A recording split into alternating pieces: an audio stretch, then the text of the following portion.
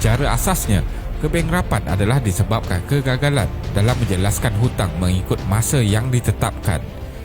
Bagi syarikat korporat, kebankrapan lebih mudah diisytiharkan berbanding dengan negara kerana terdapat undang-undang yang jelas dalam perjanjian. Namun, bagi sesebuah negara, agak sukar untuk mendapatkan aset dalam negara yang berdaulat. Walaupun begitu, video kali ini kami ingin membawa anda melihat 4 negara yang hampir bankrupt kerana gagal menjelaskan bayaran pinjaman. Teruskan menonton. Iceland, tahun 2008. Hutang 85 bilion. Berikutan penswastaan sistem perbankan Iceland pada tahun 2000, ia membuka pintu bank-bank di sana mengambil hutang secara besar-besaran untuk membiayai pelbagai perbelanjaan. Pada tahun 2007, 2/3 hutang Iceland adalah daripada negara luar. Apabila pasaran kredit global turun berikutan ketidakstabilan sektor kewangan di Amerika Syarikat, bank-bank di Iceland gagal dalam melunaskan hutang mereka. Secara jelas, krisis kewangan Iceland disebabkan oleh 3 bank utamanya runtuh yang disifatkan sebagai keruntuhan perbankan sistematik terbesar dalam sejarah. Kebanyakan negara akan menggunakan kaedah bailout untuk menyelamatkan bank-bank ini, namun tidak bagi Iceland kerana Perdana Menterinya ketika itu menggunakan polisi Debt Forgiveness Program. Menariknya, Iceland telah membuat pemulihan yang hebat sejak krisis tersebut dengan pengangguran terus stabil pada kadar 4% dan pada tahun 2015 ekonominya meningkat 3% setiap tahun. Argentina, tahun 2001. Hutang 145 bilion.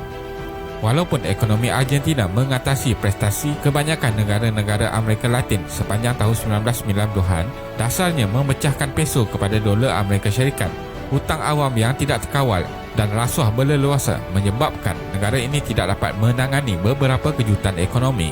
Menjelang tahun 2001, pengangguran lebih daripada 20% dan Argentina mengisytiharkan hutang terbesar dalam sejarah apabila ia melepasi daripada 100 bilion. Rusuhan yang timbul dan ketidakstabilan politik menyebabkan presidennya, Fernando de la Rúa, melarikan diri dari negara itu melalui helikopter.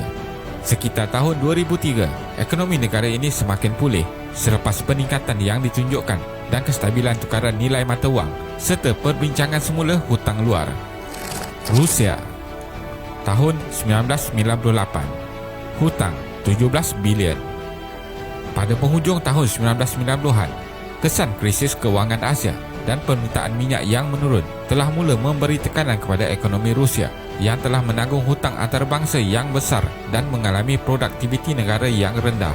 Krisis rubel yang wujud pada tahun 1998 menyaksikan pasaran saham Rusia kehilangan 75% nilai dan inflasi mencapai 80% apabila banyak pelabur melarikan diri dari pasaran.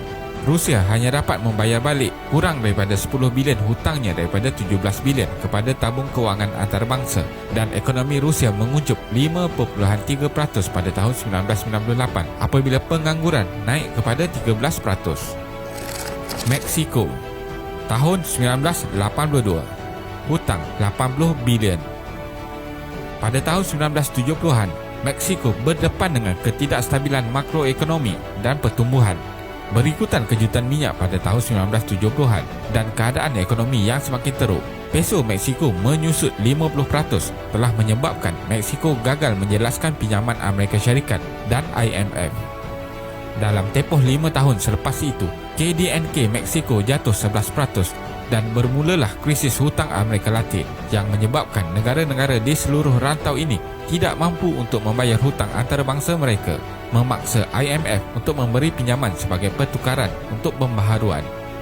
Kesimpulannya, kebanyakan krisis ekonomi adalah disebabkan kegagalan sistem kewangan negara itu sendiri, di samping faktor negara lain yang menyumbang kepada krisis ini. Rasuah juga adalah antara punca sistem kewangan gagal berlaku dengan baik. Terima kasih kerana menonton dan jangan lupa subscribe. Jumpa lagi.